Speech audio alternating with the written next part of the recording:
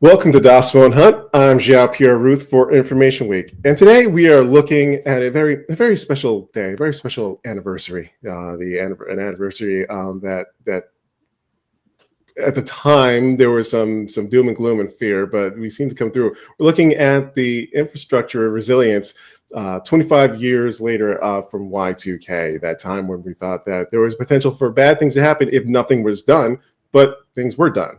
And now we're going to talk about some of the lessons learned from that, and what the road ahead could look like, in this new landscape, because things have definitely evolved over this quarter century now. Wow. And I think about it since Y2K. Good grief. All right. So today we are joined by Greg Rivera, Vice President of Product at Cast, Paul Davis, Field CISO with JFrog, Hi. and Theresa Lanowitz, Chief Evangelist with LevelBlue. Hi. All of you, thank you so much for being available and being on the show today. Thank you. It's great to be here. Okay, great. All right, so Theresa, what rules or norms that were part of legacy tech, at least at the time of Y2K, are no longer really apply in a time of cloud and edge and all else that we're exploring beyond? What are some things that have changed with those things that they might have been really important during the time at Y2K, but 25 years later, hey, we have moved on to other pastures. As you said, it's a quarter century. That is just mind-boggling when you think about it. When we think back to those very heady days of Y2K leading up to Y2K, Y2K was built up as this apocalyptic thing. And those of us in IT, everybody sat there as the clock rolled forward from 1999 to 2000 in Australia, New Zealand, Japan, and then just waited for it to roll over to the United States. And leading up to that, what we saw was that there was this big movement. You had to do it to make sure that your years could be accommodated in a 4-digit format. And what we saw at the time, what we had at the time, were very isolated. And I say at the time because I want to qualify that a little bit. What we had at the time were very isolated silos inside of IT. You had your development team, your QA team, your operations team. And what we saw from Y2K is that quality assurance team, which in many organizations, they do not have a dedicated quality assurance team any longer. That quality assurance team was completely responsible for going back and doing all of the testing, all of the remediation on all of those COBOL applications that were meant to run the business at the time. And if you look at where we are now, we're still using a lot of COBOL and batch types of applications to run our business. So when the clock rolls forward from 9,999 to the year 10,000, are we still going to be in that same type of situation? And that's one of the things that quality assurance teams were tasked with doing, was making sure that Y2K was not this catastrophic event, that planes could still take off, that you could still withdraw money from an ATM machine, that you could still do things such as your online banking, which was very new at the time. So the norms that we had back then, these isolated silos, I say back then because we still have isolated silos, but our research at LevelBlue shows that those silos are starting to erode. We're starting to see more engagement across those different types of organizations between development, operations. And what we also saw with Y2K was that applications were moving from mainframe and client server to now all of a sudden there was this thing called the internet. And we started to hear about web apps or web applications. And suddenly the applications or the apps were not living within the four walls of our own organization. And this idea of gamification came about because these internet applications were coming about and the user experiences, the user interfaces were so much better than what we had with our enterprise type of apps. So that changed as well. Back then, we didn't really have things such as user experience or user interface teams inside of enterprises. That was really left for the commercial software companies to really make sure they were building a good interface for the user.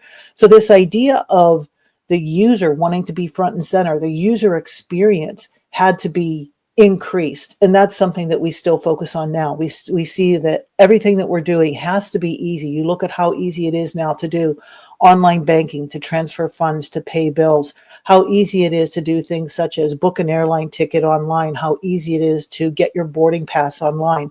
Those were things that were only dreamt about back in 1999, rolling into the year 2000. And our software development just became that much better. Of course, the tooling became so much better.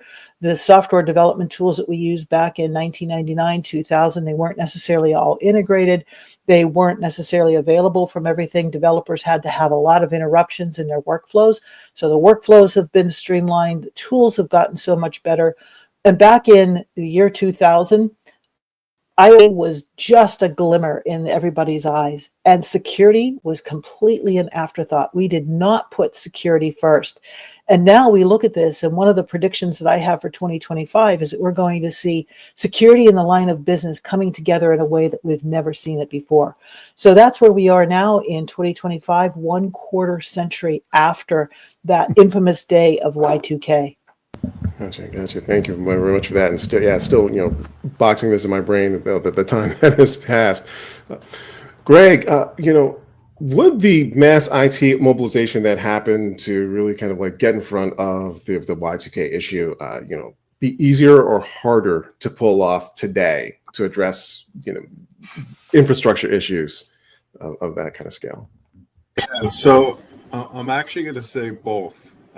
In one case, it's going to be easier, but in another way, it's going to be harder. So first, what might make it easier?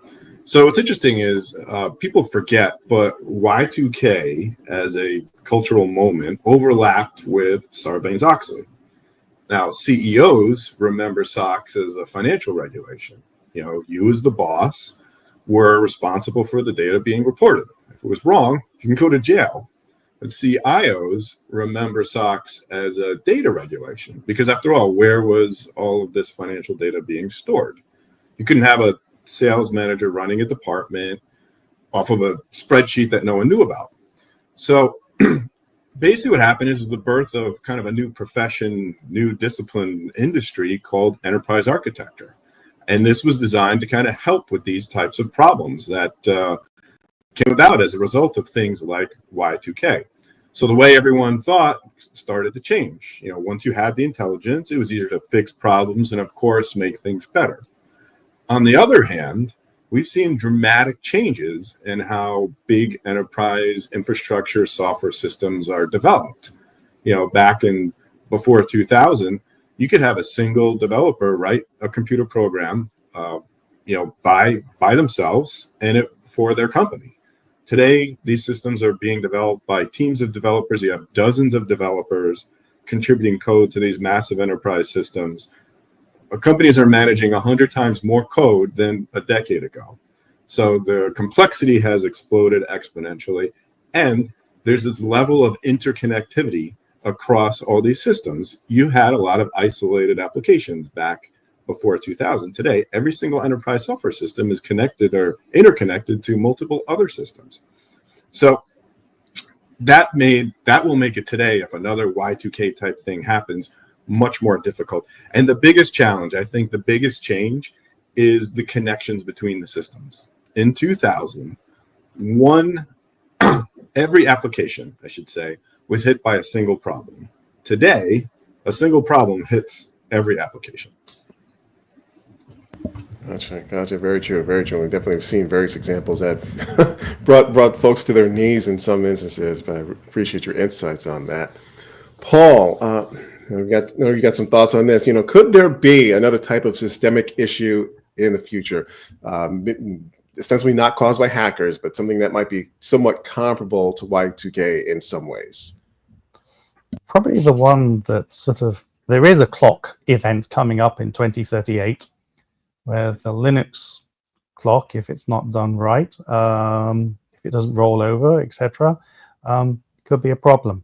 Now, the funny thing is that many of the modern programming languages counter this, but I think Y2K for me was kind of a non-event. I remember, it's like being end of quarter, but for techies. end of financial year, you're waiting for the clock to tick over and like everything to collapse. And as Theresa indicated, unfortunately, down in Asia Pac, there are early warning systems, and when things start going wrong, they're the first people. That's where the noises start happening. But it was really, I think, this thing of the reason Y2K wasn't the big disaster is we had awareness. We knew the problem. We could plan ahead. We could do things. We could go through and sort of check for a 2-digit year number and make sure our screens and the things. And I think it was really a testament that we actually did pull it off. There were a few problems, but the world didn't collapse. This was a great thing. And being a security guy, it's that sort of awareness is key. If you understand the problem, you can put mitigating controls in place, being as an audit statement. But that ability to anticipate the problem in 2038 will probably be a non-issue because we know it's coming. We've already been hit. But there are other things that are scaring me, and I know watch everybody's faces when I say AI is the next unknown for me, because that's going to create some unknown risks that we've got to make sure we've got the controls in place. So when I look at that whole thing of are we going to have another event? As Greg said, the complexity of the environments, the interconnectivity, the fact that 80% of our code comes from the outside, from open source libraries, the fact that it's not a one individual team sport.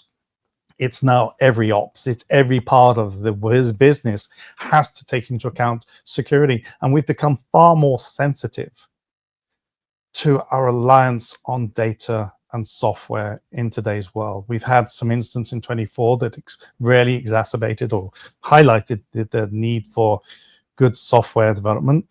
But I think unfortunately, being a security person, I'm a cynic, I'm paranoid, we will hit a problem. It might not be at the scale of Y2K, but it's definitely, we're going to have job security, unfortunately, because to err is to be human and humans write code, unfortunately. Gotcha. Definitely appreciate your insights on that. I'm actually going to, and I thank you for your individual responses. I'm going to actually reverse the next line of questions, just kind of like continue to pick up on what Paul's saying about cybersecurity and jump to the question about bad actors. Did the bad actors learn any tricks from the whole Y2K era? The idea of potential system-wide collapse. That could be a powerful form of cyber attack, and definitely the stuff of novels and science fiction of, bringing down everything. But have any cyber attacks evolved that might deliver something, maybe not absolutely to the scale of Y2K, but maybe comparable on kinds of impact that Y2K was thought to potentially be able to cause? Well, sure. If you look at some of the cyber attacks that happened post Y2K, so back then, we were largely concerned about worms. Remember the Melissa virus? But then we got hit with WannaCry and NotPetya, those big 0-day types of outages.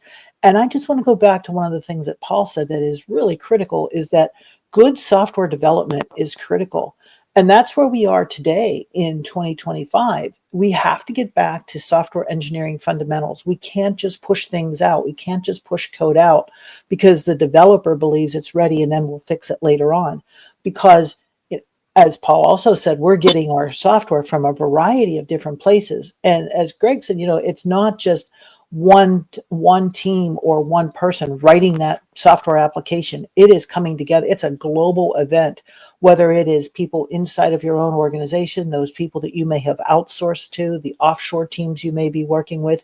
And that's one of the things that Y2K made very prevalent, was the idea of offshoring and outsourcing, especially for quality assurance, because in the grand scheme of things, it looked as though nothing happened at Y2K. There was all this buildup, all of this panic, and then it was a real letdown to sort of those who like to go out and make news out of bad situations. Nothing happened. So the QA teams were seen as, you just cost us a whole lot of money. Let's go ahead and offshore this. And now we have this whole distributed model of where our software is coming from, where our applications are coming from.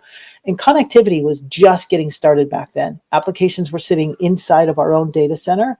And now suddenly the internet comes along with web apps, and connectivity is everywhere. I can remember back in 1998, I was working for Sun Microsystems at the time on the Genie project, which was the first iteration of IoT.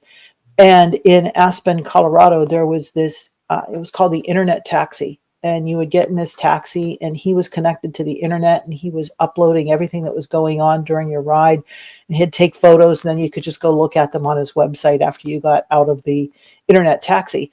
There was no security involved in any of that. So I think if the bad actors, if they were as advanced as they are today, back then, we would have had a world of problems to worry about. Yeah. There's some good points that Theresa made. Paul, you referenced this as well. I mean, just as the landscape for companies has changed over the last 25 years, so's the landscape changed for criminals. Right? We've been talking about the amount of third-party or open source component side of open source systems today. I think, Paul, you mentioned 80%. So think about the open source vulnerabilities that come about because of that. So a bad actor learns something about your system that you don't even know yourself.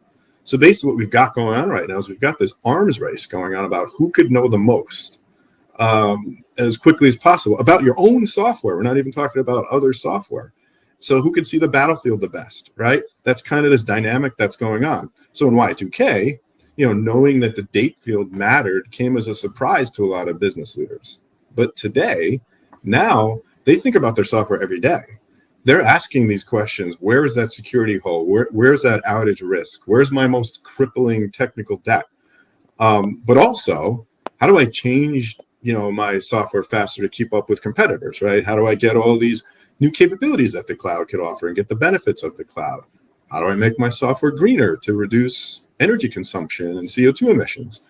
So essentially what we're seeing is, as a result of Y2K and other things that I mentioned earlier that kind of coincided, people are becoming a lot more savvy about the intersection of security with their overall business success. I also think about the question you said, did anything happen out of Y2K? I don't know if it's the evolution, but I am seeing an evolution. I think one of the first things was manipulating data and poisoning data and using that for like stock market manipulation, misinformation. But the thing is, I work with our threat teams on the new threats. Is the threat in the world of software development is they're now targeting the developer. They're now targeting the data scientist. So all of a sudden, they're attacking them through various techniques, whether it's compromising repos. I mean, the number of false packages out there is really scary, and some of them are just glorified phishing. I mean, you go there, the README file is a phishing with URLs and, hey, go and do this and do that. It's not actually a valid package. In certain other situations, we have seen very clever people play a long game, put a package out there, and then 3 years down, decide to turn it malicious, and we just imports it immediately. They have no controls. They just thought, I myself suffer from this sort of, I need to be at the latest version. But that's now risky, so we have to play it through. So I think the evolution of the attack has changed so that awareness of the Y2K, I mean, the impact of one malicious package is massive. I mean, when I was running security for a Fortune 10, I used to be tracking the top 10 technologies used in the company. And whenever those vendors released a software package, update, or service pack, whatever, we used to rip it apart and say, okay, and what's the impact, and do this. Completely oblivious, unfortunately, at that time, to software. Now, I have to help companies put in policies in place to stop them taking, packages just released 2 days ago, because they might be dangerous. And you have to balance that business needs that was being referenced to be agile and aggressive and competitive in the marketplace with safety. And that's safety of your business and your people and your data and your customers. So I think the evolution of Y2K is possibly the lens has changed, in that world, maybe. I don't know. As I said, I think Y2K was successful, but I think the team sport has got bigger now, and we need more players playing together on this because it's a bigger problem. And you touch on such great areas, Paul. I think what you're really alluding to here is this idea of the software supply chain, making sure you understand where your software is coming from And we started to get into that problem of, do you know where your software is coming from, when we started to go to this world of open source. And that was in early 2000s, not necessarily Y2K, but it was in early 2000s, 2002, 2003, 2004 type of problem. And it's just exacerbated today because, as you said, there could be a malicious package put out there and it's not deployed until years later. And we just saw in 2024 some of the software supply chain attacks that could be catastrophic and devastating to many of our businesses. I also think speed is a big thing because the speed of the attacks are getting faster. I've spoken with CEOs, and we're all worried about the speed of attacks. Like, they're already malicious large language models. I mean, this is crazy. They've already worked out, hey, if I compromise this, and it's actually, when you install it, it executes code, I could actually manipulate that and take advantage of that. It's just scary. Sorry. Gotcha. Piggybacking off of that, and thank you all for your input on that. Are there the modern ways of supporting and defending IT infrastructure? Are there things that were lessons that were learned, maybe not specifically or directly out of Y2K, but kind of building off of what you said, that were things that in spirit came from that era, maybe echoing down through the now through a generation or so? I think a lot of the technologies that we saw come out in the early 2000s, 2010s, things such as virtual labs, giving people an environment as close to production as possible for the purpose of testing, led to the idea of containers and where we are now with what's going on with everything that we're doing in a containerized microservices world now. This idea of service virtualization, which was saying that you can have your infrastructure, your architecture prior to the application being ready so that you can do things more efficiently across the board with multiple partners, multiple vendors. And I think that's one of the things that Y2K really opened up, was this idea of working with people other than those in your immediate organization. So working with third-party providers, working with offshore providers, working with other partners in your supply chain, in that ecosystem. So I think those are some of the things that Y2K set us up to do exceptionally well. I also, sorry, go ahead. Go on, Greg, please go. Oh, sorry. Thanks, Paul. So, I mean, understanding Y2K is similar to why we study history. It's like, let's learn lessons, hopefully not repeat the mistakes of the past. So when you look at Y2K, it was a different era, right?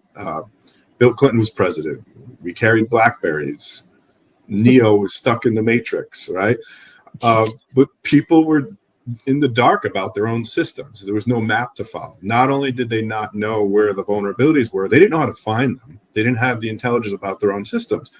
But companies did discover two big things since then. First, it's important to know what you have. And companies are rediscovering this even more today with AI-generated code. Second, we need to future-proof our systems. So as tech professionals, back then it was assumed that the code we wrote in 1970 wouldn't be around in 1980. It's 2025. And as companies are dealing with AI-generated code, there are major financial institutions and banks that are running business-critical enterprise systems from the 1980s, and they're still up and running, operating their businesses. So business is now like a competition to see who knows the most about their own software. But the good news is CIOs can ask and expect an answer today on questions like, are my critical systems likely to go down in production? Where exactly am I exposed to the Log4j vulnerability that happened a few years ago? Which of my applications are more ready to go up to the cloud? How do I make my software greener and show that? So there's a lot to learn from Y2K that we can apply today. I was going to add on to that, Greg, and as I said, I keep going back to that wonderful December and the prep work from the summer. And I think that's one of the things was that one of the things we did learn. You talk about infrastructure protection. When things are in production, I mean, it's like the infamous CMDB. We're still trying to get an accurate CMDB, aren't we? It's still one of those fun things that happen.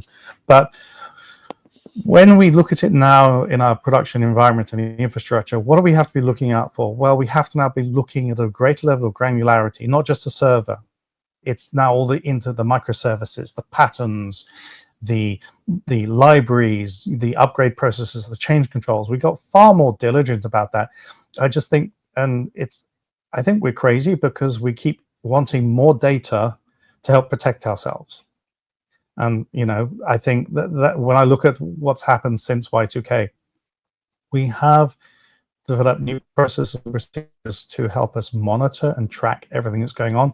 But there's still, unfortunately, a long way to go, because the level of granularity that we now to track at is not just, hey, this piece of software, this operating system, this patch, and this virus. It's now down to components, users, data, security, everything's going on. And I think protecting the infrastructure is an environment that we can monitor effectively to see the anomalous behaviors, but also to make sure we're controlling what gets in. I still hear many organizations still have a challenge keeping up with tech debt. Greg, you brought up tech debt. That stuff like that, we should try and get ahead of it if we can. I know it's a difficult task. I know it's horrible. But the better we can protect our infrastructure, the lower our costs, the more efficient our infrastructure is, to reduce the impact on energy consumption, etc. All that happens because we're controlling our production environment better. And I think going back to Y2K, one of the first questions is, well, which piece of software running where could potentially have that problem? And I remember I was an architect, I was a programmer, and sort of an on-call, and so that question was, well, where is the software? Well, we don't actually know, right? And I have had the situations, hey, Paul, could we fix this software? We think it's got a problem. Have you got the source code? No. Can you reverse compile it? Yes, and it would run like really badly, so don't do that. So we have a problem. So how can we work around this sort of thing? But so in that situation, I didn't have a solution for that piece of software. Unfortunately, I admit failure there. But I don't know. Infrastructure is where the software hits the ground and makes the dent and the noise. And it's the noises and the dents we have to watch. And we have a lot of problems today that we could have solved back closer to the Y2K timeframe. The idea of the SBOM, the software bill of materials, that was something that we started talking about back right around the Y2K timeframe because it was so critical. Once we started to see that we had software coming from all these different places, we wanted to say, well, where is this software really coming from? Is this an open source piece of software that I've put into my application, or is this something that I developed myself? And we kind of ignored that whole idea of the SBOM for the past 24, 25 years or so. And here we are now. SBOMs are suddenly very important. And Greg, you bring up a very important point that we can now look at our source code and say, well, where are we vulnerable to an attack such as Log4j, that sort of thing. But we also could never have predicted what our attack surface looks like in the year 2025, back in the year 2000. We have so many IoT types of devices, more things connected to the internet than people. And so we don't have a very good idea of what our attack surface looks like. We don't know that we know what's connected to our network, but we don't know if that should be connected to our network. And we don't necessarily know what it is and where it is and why it's there. So those are some of the problems that we have to solve for the future. And then we start to take a look at things such as non-human identities. How can we make sure that that non-human thing actually has the rights to access our system, the ability to put source code into a repository, for example, if it's AI generated code, because not everything has a human attached to it. And I think these are some of the things that 25 years ago, we may have thought about them in the very abstract, but in a very short period of time, 25 years is not a long period of time. In that 25 years, we have now gotten these new types of problems that we have to be prepared for should another seemingly catastrophic type of event occur, such as a Y2K type of event. It's interesting, Theresa, you bring up that thing of the human versus the computer. We could have agentic AI coming in, making decisions. Is that a third category of thing? I remember a CISO, I think it was at Don Bradstreet, used to describe silicon and non-silicon units with the non-silicon, the chips thing. But we're now going to have things making decisions that we're going to have to trust, which is scary. But there might be a third category. And Theresa, I think 2025 is going to be a year of S-bombs. I hope you're right. I hope you're right that 2025 is a year of S-bombs, because the software supply chain is something that's critical. It's something we have to be looking at. This idea of application security, building security in through everything we're doing, which was something that in the year 2000 we weren't really quite focused on, but pretty quickly after Y2K, we started to say, wow, we have to start to think about bringing security into the applications that we're writing. But there was so much other security work that needed to go on from the networking side, from the infrastructure side, that the applications kind of skated through. And now we have to go back and take a look at that and say, what are we doing for application security? How can we make sure that application security, you look at OWASP. OWASP was started in 2001 or so. And for the past 20 years, the OWASP top 10 have largely been the same. Cross-site scripting, SQL injection. Those are never going out of style. Now with the OWASP top 10 on APIs, cross-site scripting, SQL injection still out there. So we need to advance a lot of these things. And I just go back to what you said, Paul, and it is good software engineering practices that we have to abide by. Yeah. The OWASP thing irritates me totally. It's like we've been doing it for how many years and we still can't get it right. Doing the same thing and expecting getting the same result. Like that's where I do hope AI starts to stopping the SQL injections, the clean code, the using coding, be the assistant to the developer, the creative genius who's writing the solutions. So, but Greg, over to you. Yeah, just, building on what you said, Theresa, about the attack service, that was very interesting to me to say, because today, I think a lot of companies, there's like a mini Y2K happening every day. All right. So in the 1990s, we had millions of isolated programs that had the same problem. Today, it's the inverse. One problem in one connected application could affect millions of systems, right? Let's look at what happened earlier last year with the CrowdStrike issue, right? A flaw in a single application brought down entire companies across the globe for days, right? But as we said, there's hope, right? The black boxes are becoming more clear. You can now know where you have security vulnerabilities. You can know where you have the most crippling technical debt. You can know how to make your software greener. And the other interesting thing is that we also know that everything new is built on something old. So there's decades of experience and data that we can apply to that to help us. That's an interesting hypothesis, that everything new is built on something old. It's really interesting. It reminds me that when I started programming, I was programming in C. I was writing this really complex program. I was over in Europe. And all of a sudden, I'm writing an assembler because I have to go at assembler speed. I thought, I'm touching the machine. And somebody turned around and said, no, somebody else wrote the firmware. I still hadn't touched the metal. I was still something. And that sort of building on those layers was just, I was very disappointed. I thought I was really in control of my own destiny. And somebody else had written the bloody firmware. So. Well, definitely building off the digital bones of the past, and so here's to ongoing vigilance and diligence overseeing the infrastructure, and hopefully the nothing burger that Y2K was, came about because of the work and effort that was put in to make it that. So here's to that, and here's to I guess hopefully putting out future fires that probably will crop up, but hopefully lessons learned will echo through organizations. Listen, Theresa, Greg, Paul, you've been fantastic. Really appreciate your insights and making yourselves available for the show today. Thank you so much. Thank you. Thank you. This was a great discussion. Thank you. To listen to the entire conversation, look for the DOS1 Hunt podcast on Spreaker, Spotify, Amazon Music, and other popular podcast platforms.